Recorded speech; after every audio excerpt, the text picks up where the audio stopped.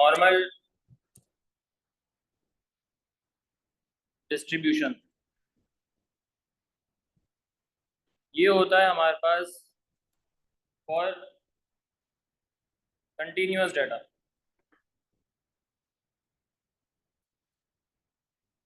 अभी हमने डीआर भी देखा था, उसमें हम देख रहे थे कि या तो कॉइन आएगा, तो हेड आएगा, या टेल आएगा, या 2 दफा आएगा, 3 दफा आएगा, 4 दफा आएगा। वहाँ पे फिक्स होता था, डिस्क्रीट डाटा होता था। अब ये कंटिन्यूअस डाटा है, जैसे हाइट हो गई और प्लांट की ग्रोथ हो गई, एज हो गई। तो ऐसे डाटा के लिए हम फिर नॉर्मल डिस्ट्रीब्यूशन लगाते हैं, नॉर्मल डिस्ट्रीब्यूशन। और नॉर्मली डिस्ट्रीब्यूटेड का मतलब ये होता है, नॉर्मली डिस्ट्रीब्यूटेड का मतलब होता है इक्वली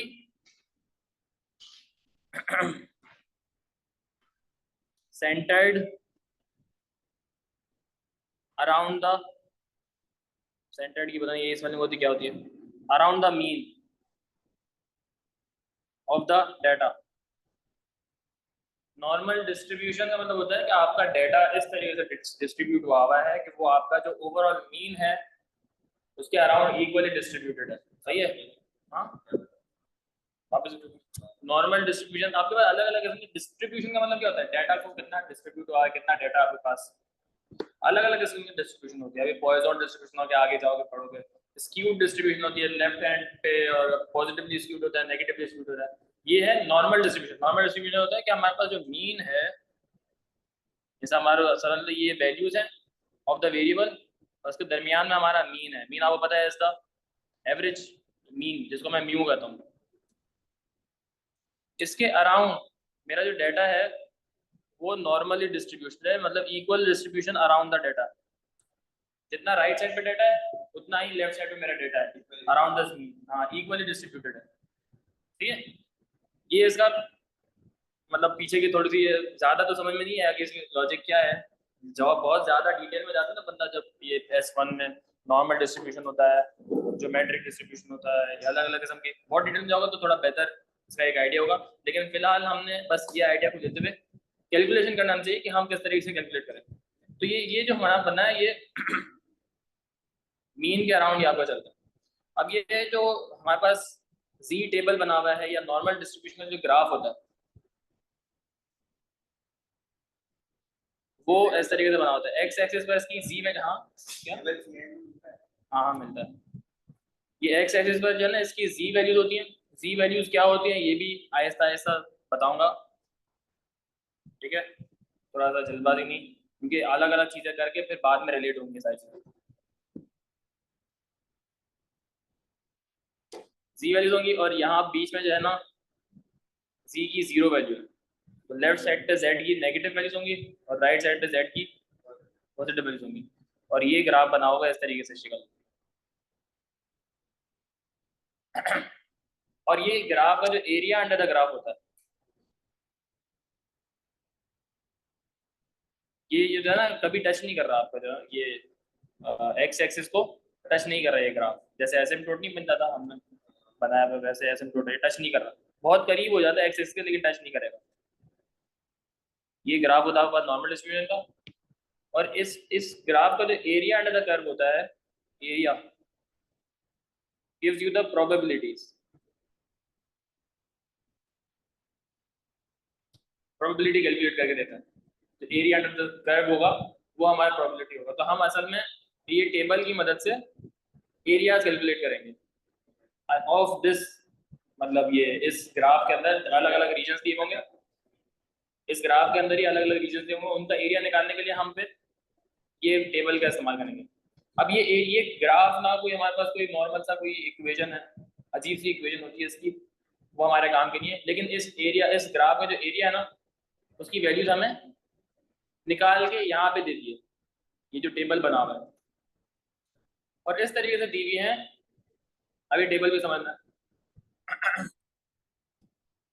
कि आपका ये जो probability of z less than equal to capital Z less than equal to small z, ये स्मॉल z जो भी वैल्यू है, एनी वैल्यू जो भी आ रही है, अभी फिलहाल पॉजिटिव है, उससे पीछे का सारा एरिया। अगर हमारे पास ये सी की समझ लो ये वैल्यू है, तो इससे पीछे क्या सारा प्रोबेबिलिटी चाहिए, z की वैल्यू लेस देन दिस सी, इसका एरिया चाहिए, तो ये एरिया हमारे कहाँ से आ जाएगा, यहाँ से आ जाएगा। और ये जो वैल्यूज है ना, ये आपको ये रीजन का ही आपको एरिया दे देगी। जैसे अगर आपको चाहिए ना इस पूरे रीजन का एरिया लेस देन सी, तो जी की जो भी वैल्यू होगी वो यहाँ पर आप ढूंढते हो, जी की वैल्यू 0 पॉइंट जो भी हो वो यहाँ से आप मैच करोगे और यहाँ से आपका एरिया का वैल्यूज मिल जाएंगी। ठीक है, तो ये एरिया अंडर दिस कर्व निकालने के लिए, और इसने बोलते हैं z इज लेस देन सी, मतलब इससे पीछे वाला सारा का सारा रीजन मिलता है हमेशा, सारे के सारे का एरिया मिलेगा इससे, सिर्फ उस पॉइंट का एरिया नहीं मिलेगा, उससे पीछे का सारा एरिया। और हमें एक और भी चीज जो नोट करने वाली चीज है कि इस z की वैल्यू में, सॉरी ये जो टेबल है यहाँ पे z की वैल्यू सारी पॉजिटिव है, 0 से लेकर जितना भी आगे जाए सारी पॉजिटिव है, सही है। और ये हमेशा मुझे एरिया देता है वो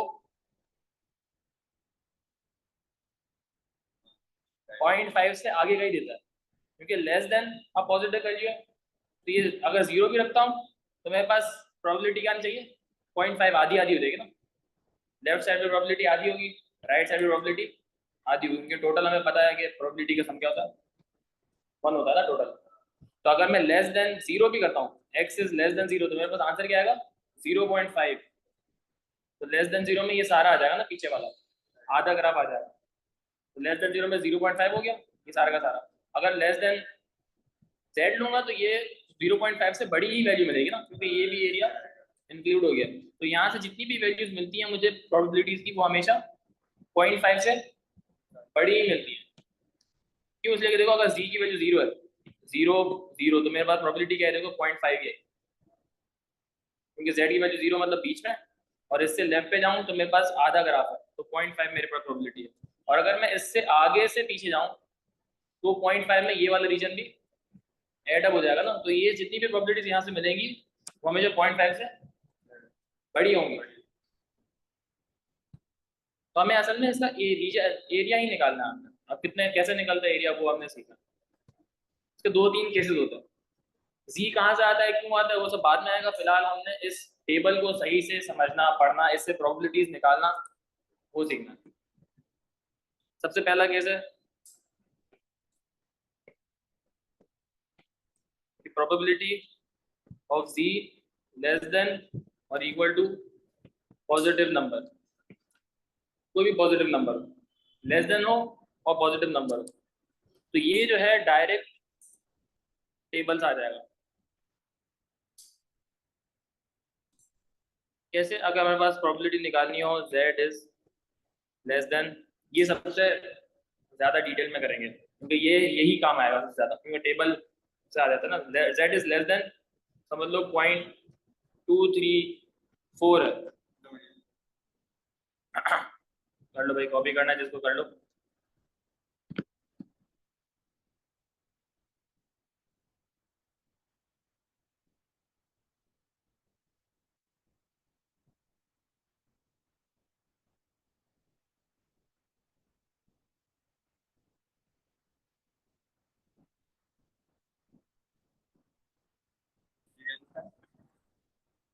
z is less than equal to z, capital Z,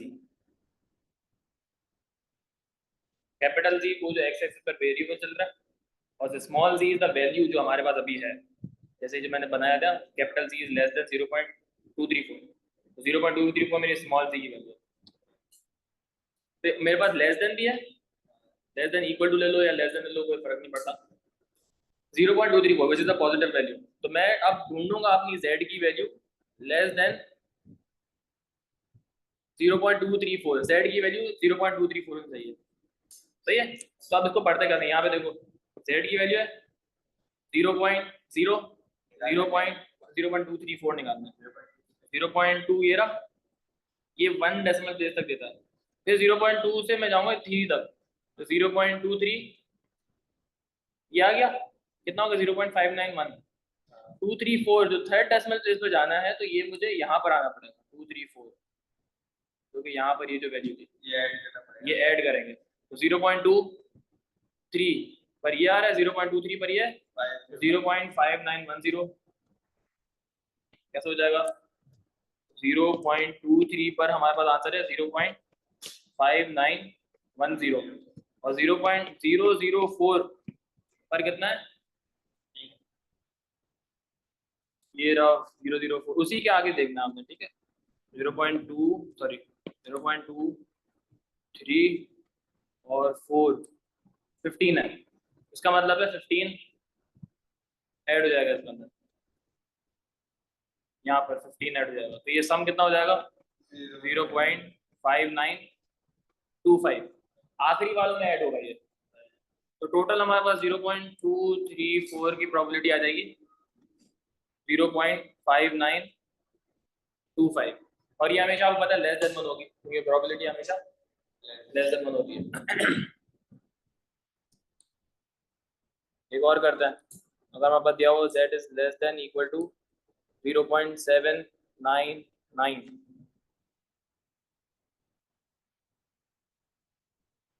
सही है 0.799, तो पहले मैं 0.7779 ढूंढूंगा, 0.79 और फिर आगे 9, 0.7852 में 27 ऐड कर दूंगा।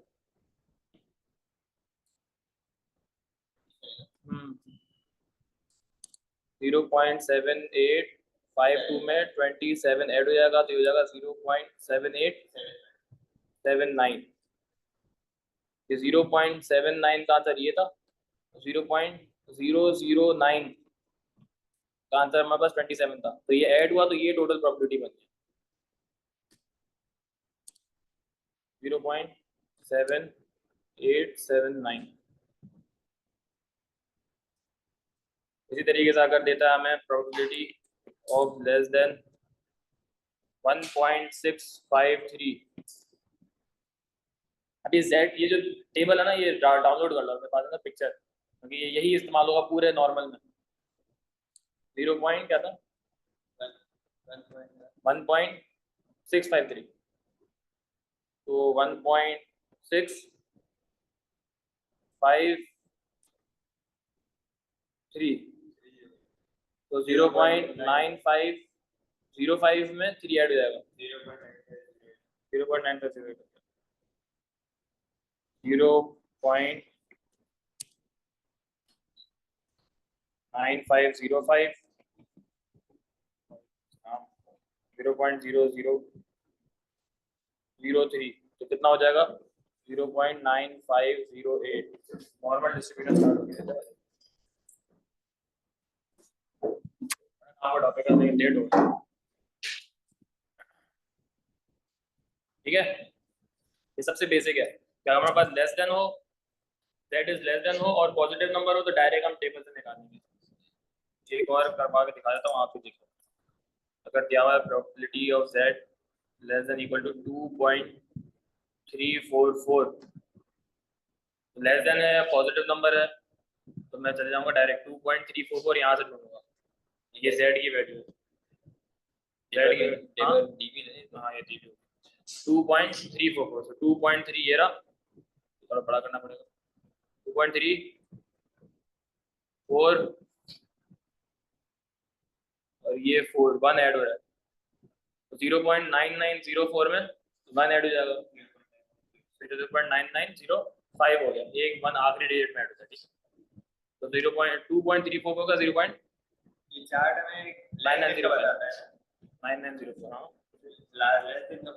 हाँ हाँ हाँ,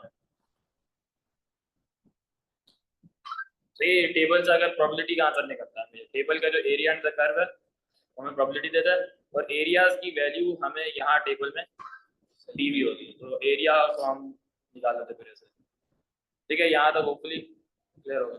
जो सेकंड होता है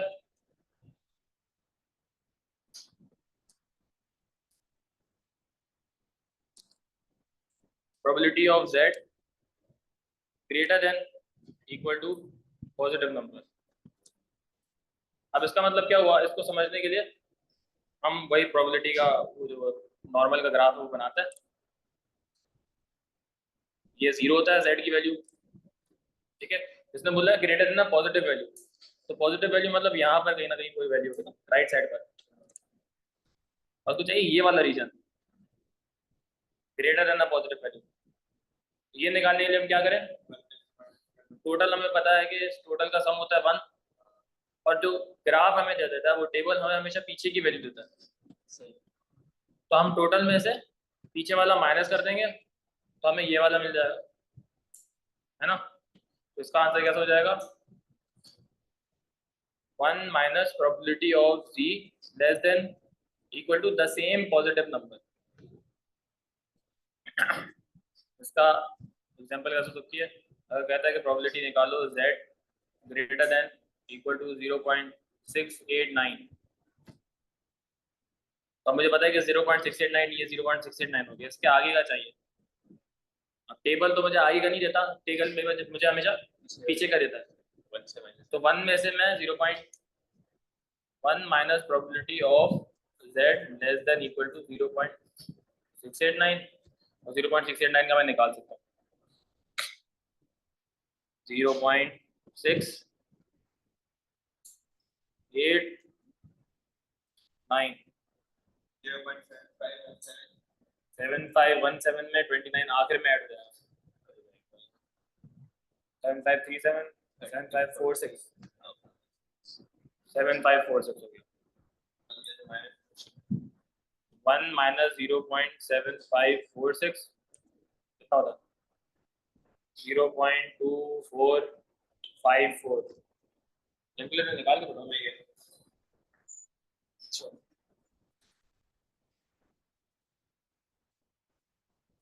ठीक है, समझ आया रिजवान?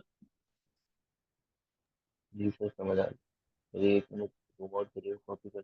आवाज आवाज वापस बोलो जोर से। सर मैं बोल रहा हूँ कॉपी कर लूँ, हाँ कर लो कॉपी कर लो। शुरू से लगा दें या जूम आउट कर दें, स्क्रीनशॉट ले लेते हैं। पूरा जूम आउट कर दें, स्क्रीनशॉट ले लेते हैं।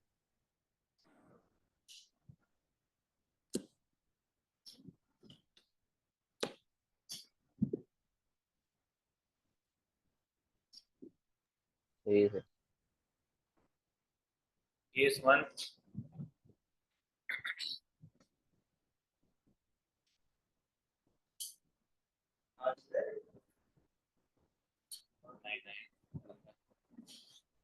दो क्लास लगेगी, 2-3 लगेगी, पास ऊपर से दबाएं।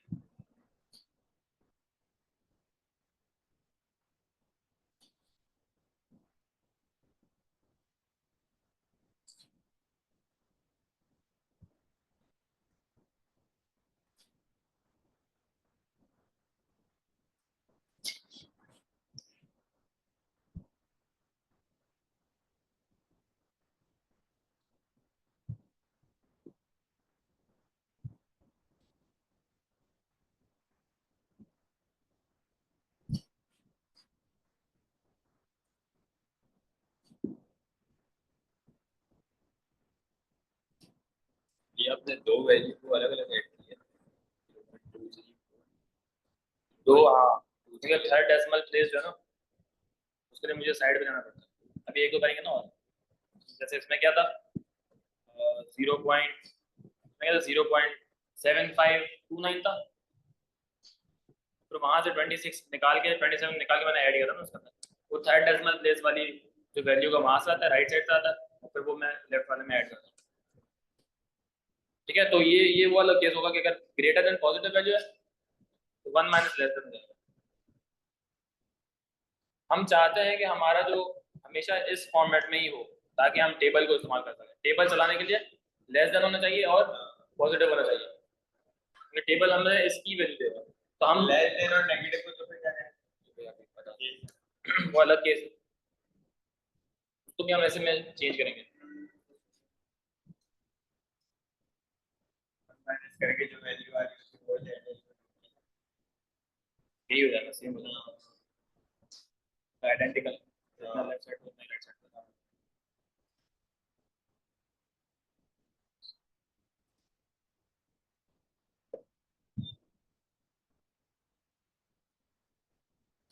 ठीक है, आगे बढ़ते हैं।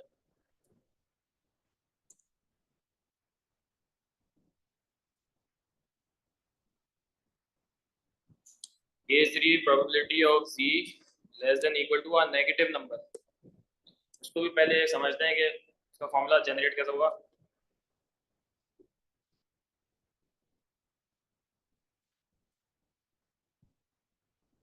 कितना बनता है ये? सही है। ये आपका z की 0 वैल्यू है, नेगेटिव वैल्यू से पीछे चाहिए। अगर नेगेटिव वैल्यू कोई है, आपको चाहिए ये वाला रीजन सारा पीछे वाला। लेकिन मसला ये आपका जो टेबल है ना, वो हमेशा 0 से आगे से पीछे का एरिया देता है, पॉजिटिव वैल्यू से पीछे का वैल्यू देता है। ये नेगेटिव वैल्यू से पीछे का टेबल नहीं दे सकता। तो अब हमें पता है कि ये ग्राफ क्या होता है, आइडेंटिकल मतलब सिमेट्रिकल होता है। सिमेट्रिकल का मतलब क्या, अराउंड द सेंटर, जितना लेफ्ट साइड पर है उतना ही राइट साइड पर है। तो अगर मैं इसको मैं रिफ्लेक्ट कर दूं, ये इसी पॉजिटिव वैल्यू को मैं नेगेटिव वैल्यू को मैं पॉजिटिव में चेंज कर दूं, तो ये वाला जो रीजन होगा वो सारा इसके बराबर ही होगा ना। ये दोनों क्या है, आइडेंटिकल है, क्योंकि अराउंड द सेंटर सिमेट्रिकल है ना। और ये ग्रेटर देन वाला मैं निकाल चुका हूँ, क्या करते हैं 1 माइनस लेस देन पॉजिटिव, पीछे का है 1 माइनस लेस देन पॉजिटिव कर देंगे तो वही मिलेगा। नेगेटिव वैल्यू को पॉजिटिव करना है, चार्ट में ढूंढो 1 माइनस करना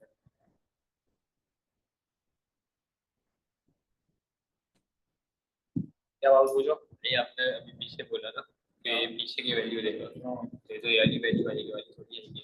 आपको ये चाहिए था, आपको पता है कि ये और ये बराबर है, और ये निकालने के लिए क्या किया आपने, इससे पीछे का सारा निकाल लिया और 1 में से सब्ट्रैक्ट कर दिया, तो आपको ये मिल जाएगा। अब ये मिल गया तो इसका मतलब है ये और ये बराबर है, सही है। इसकी एग्जांपल क्या हो जाएगी, हमारे पास कहता है कि प्रोबेबिलिटी निकालो z less than equal to negative 1.111। पहले दिमाग में या तो फिर ये रट्टे मारो ये केसेस, या तो फिर इस तरीके से डायग्राम बना के लॉजिकली सोच के उस वक्त बना लो। मुझे मुझे रट्टे नहीं लगे थे, क्योंकि 7-8 केसेस हैं, अभी और भी आएंगे, 7-8 है टोटल। तो या तो समझ के कर लो, तभी मैं समझा भी रहा हूँ साथ साथ कि खुद कैसे बना सकते हो। तो इसके लिए मुझे बदल लिया 1 minus probability of z less than equal to 1.111 1.111 again यहीं से देख लेगा, देख लो तेरे को बता 1.1 1.11 0.86 और 1 एक और यहाँ से आ जाएगा, 0.8 सही है। तो सर इसमें 2 माइनस होगा। हाँ 1 में से माइनस होगा 1.11 और 1 तो 0.8667, सही है। आखिरी वाले में 2 ऐड होगा 2.8667, 1 माइनस 0.8667 कितना होता है,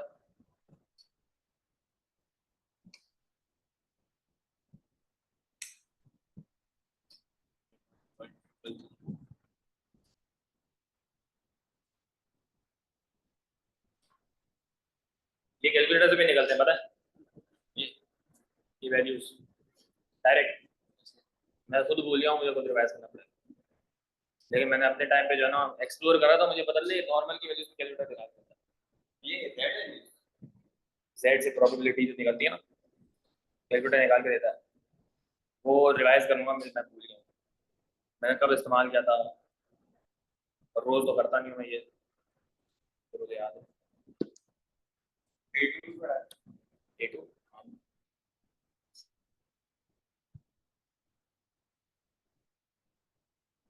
तो ये वैल्यू कैसे आई 0.667।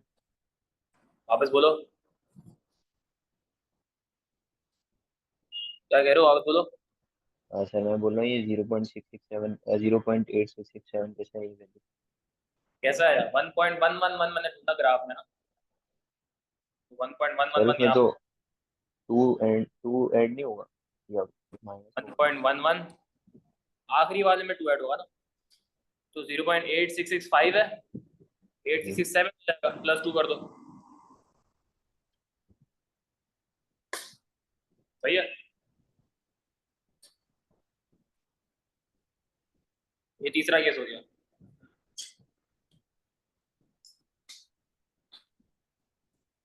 अब मेरे यहाँ पे पास आंसर नहीं आ रहा। क्या बोल रहे हो, मेरे पास ये आंसर नहीं आ रहा calculator.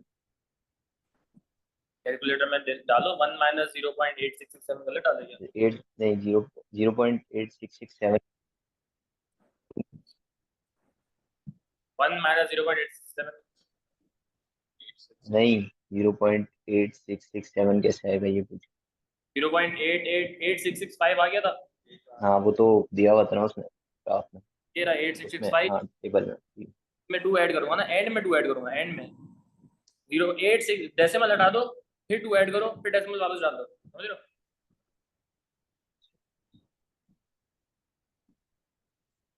Eight six six five में 2 ऐड करके फिर डेसिमल वापस लगा दो अपनी जगह पर, तो सही आंसर आएगा।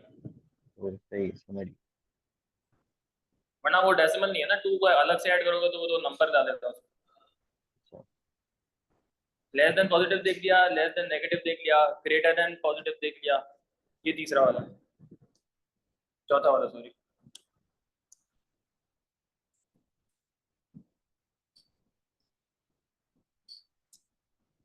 प्रोबेबिलिटी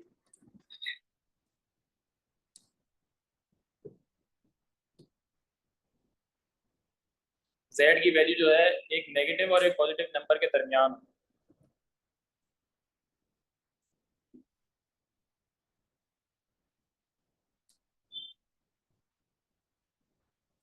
सही है।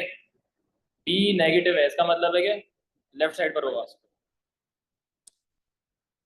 a पॉजिटिव है इसका मतलब है राइट साइड पर होगा, और हमें चाहिए इसके दरमियान का, हमें चाहिए ये वाला रीजन।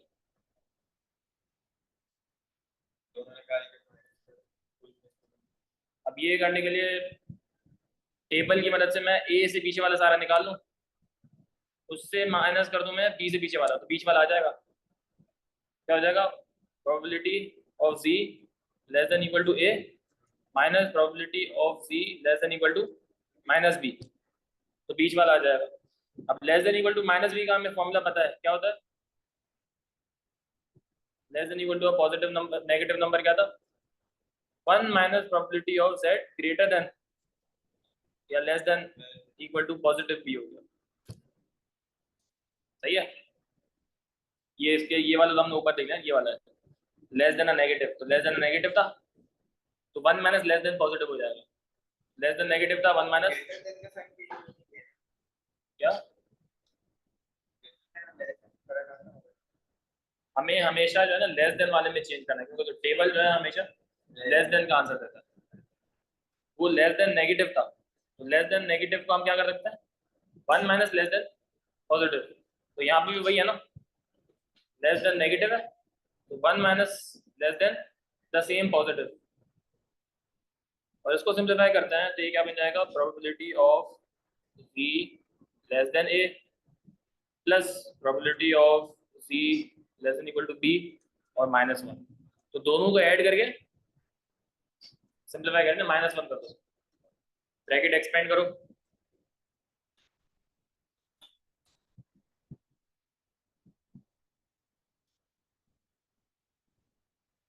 है समझ में। एक मैं करवा देता हूँ फिर उसके बाद आप लोग कॉपी भी कर लो। अगर आपको दे रहा है z is less then 0 negative 1.2 से लेकर 0.555, तो क्या हो जाएगा, दोनों की प्रोबेबिलिटीज को निकाल के ऐड कर दूंगा, तो probability of z less than equal to 1.2 plus probability of z less than equal to 0.555 और -1, 1.2 और 555 वो निकाल ग्रेटर देन आएगा ना z, लेस देन आएगा। ये मैं पूरा ये तो मैंने ड्राइव किया ना आपको, ये पूरा ड्राइव किया था, एंड में क्या बनाना था, ये चीज को मैं ये लिख सकता हूँ, ये भी बहुत नेगेटिव था, ये पॉजिटिव हो गया, ये पॉजिटिव था, ये पॉजिटिव भी है, और -1, आपने ये वाला याद रखना, ठीक है, वही लग रहा है, ये वाला बहुत कम लगता है वैसे पास ऊपर का ना, बहुत कम लगा, ये मल्टीप्लाई कर दिया बस, माइनस एक्सपेंड कर दिया ना, ब्रैकेट था ये, ब्रैकेट खुल गया तो -1 हो गया और ये प्लस 1.2 और 0.555, 1.2 तो इधर से ही आ जाएगा 1.2, ये 1.20 और यहाँ पे भी कुछ ऐड नहीं करूँगा, सही है। 1.2 सिर्फ यही हो गया, 0.8849 लिख दो, 0.8849 और 0.555 0.5 0.5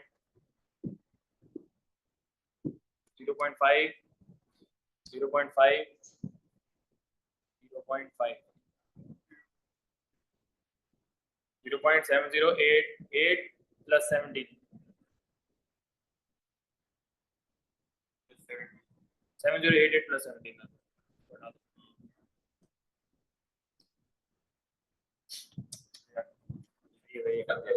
इसी को करना था सर, ये देर में तो मैं मैनुअली कर लूँगा। 7105 ये देखो 0.2 लगा रहा हो, 0.2 आएगा ना, अब लगा दो पॉइंट, बाद में ऐड कर लो फिर डेसिमल लगा दो, वरना फिर डेसिमल के साथ ऐड करोगे तो वो तो फिर होल नंबर डाल देगा ना, उसको ऐसा होल नंबर देगा। हमें तो आखिरी डेसिमल प्लेस पर ऐड करना है, समझे।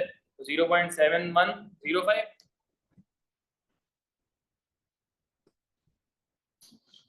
इसका आ गया 0.7105 और इसका क्या था, ये तो आपने आंसर निकाला, ये प्रोबेबिलिटी है 0.884849 उन दोनों को ऐड करके -1 कर दो।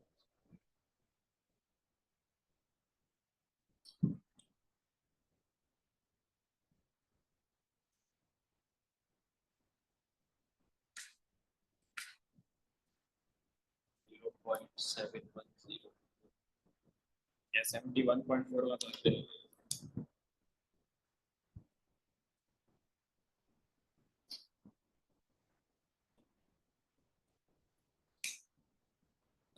0.595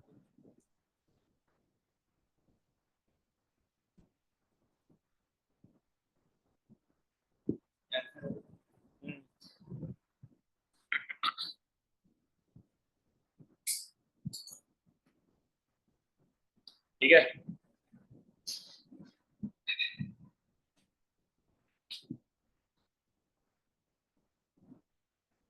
केस 5 आसान है,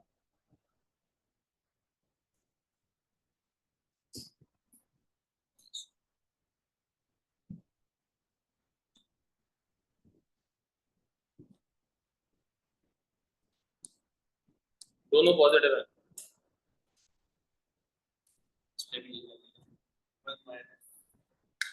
दोनों पॉजिटिव है ना, देखो काम आसान हो जाएगा। ये समझ लो ये छोटा वाला ए है, ये बड़ा वाला बी है, इन दोनों के दरमियान का चाहिए आपको, तो ए से पहले वाले बी के उस तरफ वाले बीच वाला चाहिए आपको, बी का ये वाला बी से पीछे वाला निकाल लो, ये वाला माइनस कर दो ए से पीछे वाला, बीच वाला आ जाएगा ना, ये बढ़िया। probability of C less than B minus probability of C less than equal to A। तो ये जो आगे जो बड़ा वाला है उसमें से छोटा वाला माइनस कर दो अगर दोनों पॉजिटिव है।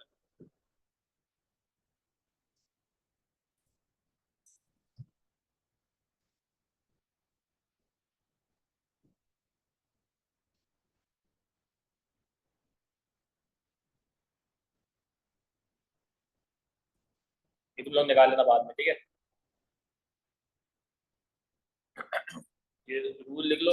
अब तुम लोग देखने तो आ गया ना टेबल से, रेपिटेटिव चीजें लंबी होती है। ये 4 और 5 वाला टेबल से वापस बता दें किस तरह देखते हैं। कौन सा वाला? और ये टेबल से नहीं, ये जो आपने टेबल बनाया है ये ग्राफ वाला, ये हाँ ये इससे किस तरह समझ आएगा कि हमें बोला कौन से एरिया निकालना। बोला Z जो है A से बड़ा है B से छोटा है, A से आगे और B से पीछे, मतलब इन दोनों के दरमियान का रीजन चाहिए ना हमें। दरमियान के लिए मैंने क्या किया, B से पीछे वाला जो कि टेबल मुझे निकाल के दे देगा और A से पीछे वाला वो भी टेबल मुझे निकाल के देगा, इन दोनों को सेपरेट करूंगा तो बीच वाला आंसर आ जाएगा ना। सही है। और जो ऊपर वाला था, ऊपर वाला इसमें मसला ये था, इसमें जो है ना ये चीज सेपरेट करनी थी, हमने A में से -B से पीछे वाला सेपरेट करना था और -B निकालने के लिए हमने इसको वहां रिफ्लेक्ट किया था, फिर उससे पीछे का माइनस किया था, याद है? सही है। इससे पीछे वाला निकालने के लिए हमने ये वाला इस्तेमाल किया था ना, कि हमने इसको रिफ्लेक्ट किया क्योंकि सिमेट्रिकल थे, और ये निकालने के लिए हमने पीछे वन में से ये इसके पीछे वाला माइनस कर दिया और ये उसके बराबर है। ठीक है,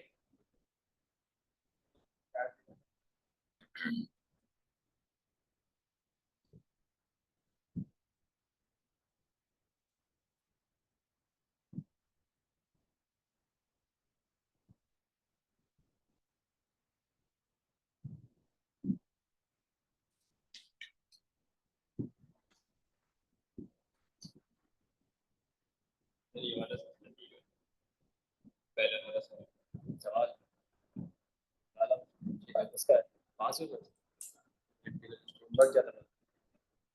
हाँ होमवर्क किया, क्या माशा करके आया था आपकी बात है। होमवर्क दिया मैंने, तुम लोगों को होमवर्क दिया था, ज्योमेट्री के पास पेपर्स, परम्यूटेशन कॉम्बिनेशन के पास पेपर्स के थे। पहला कहाँ से गया, पास पेपर्स ये मैं देता हूँ, मोबाइल जल्दी छापो जल्दी, आखिरी एस्टे में तुम लोगों को टेस्ट दे देगा, आखिरी केस। सर उसमें टेस्ट में क्या आएगा? बता दूंगा, टेंशन नहीं लो, पहले नहीं बदल सकते सर? बता दूंगा, अभी मैंने खुद डिसाइड नहीं किया। सर ईद के बाद नहीं रख सकते? मैंने खुद नहीं डिसाइड किया, क्या पता। नहीं, ईद के बाद नहीं रख सकते आप? नहीं, ईद के बाद तो पेपर आ जाएंगे, क्या मतलब, 15 दिन रह जाएंगे फिर तो। ठीक। अच्छा ये क्या आपके पास, ये रिफ्लेक्शन होगी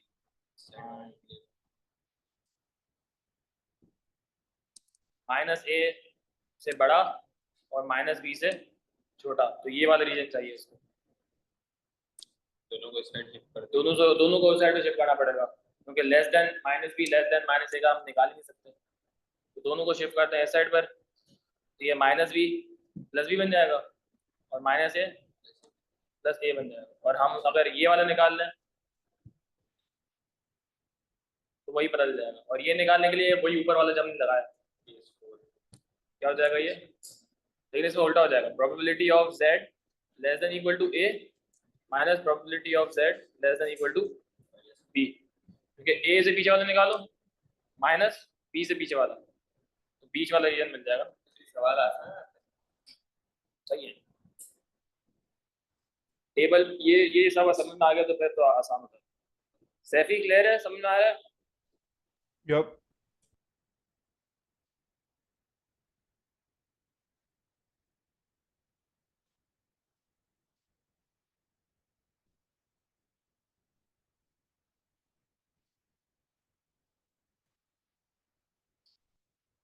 तुम लोग निकालना है इसका, ठीक है।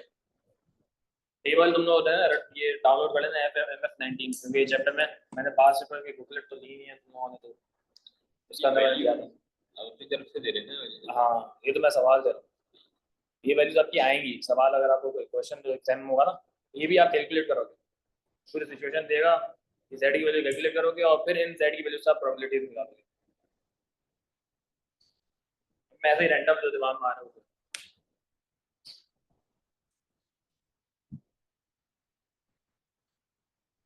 कॉपी कर लो, फिर उसके बाद ये, हाँ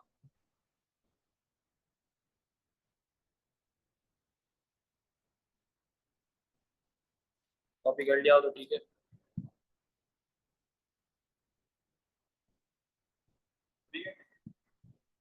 कर लो, अगर एक दो करने हैं अभी तो कॉपी कर लो, तो दूसरी क्लास है। ठीक है, ये काम का है, इसके बाद यही कैसे जाना, अब इसके बाद अगर इसके पास पेपर्स करेंगे थोड़े से, ये z कैलकुलेट कैसे करते हैं वो बताऊंगा, और इसमें उल्टा काम भी होता है, पता है, प्रोबेबिलिटी दी भी हो और z की वैल्यू निकालो, वो फाइनल चीज है इसका, फॉर्मूला है ना, z का फॉर्मूला होता है।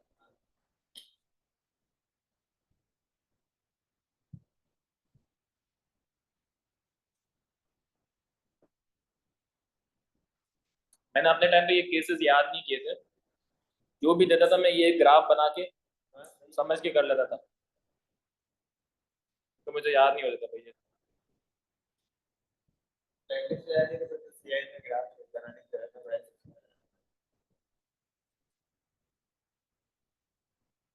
चलो ऊपर ऊपर वाले दिखाइएगा।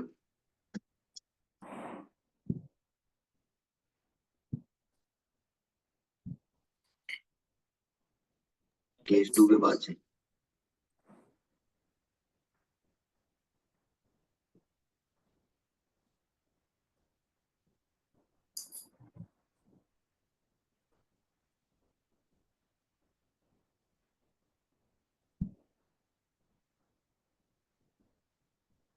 सर केस 4 दिखा दो। केस 4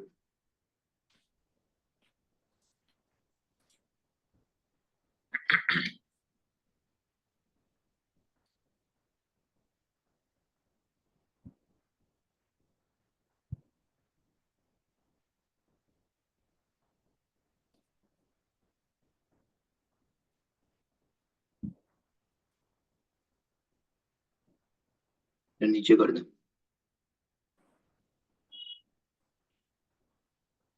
नहीं केस 5 और केस 6 देख लो। भाई क्या कर रहा है?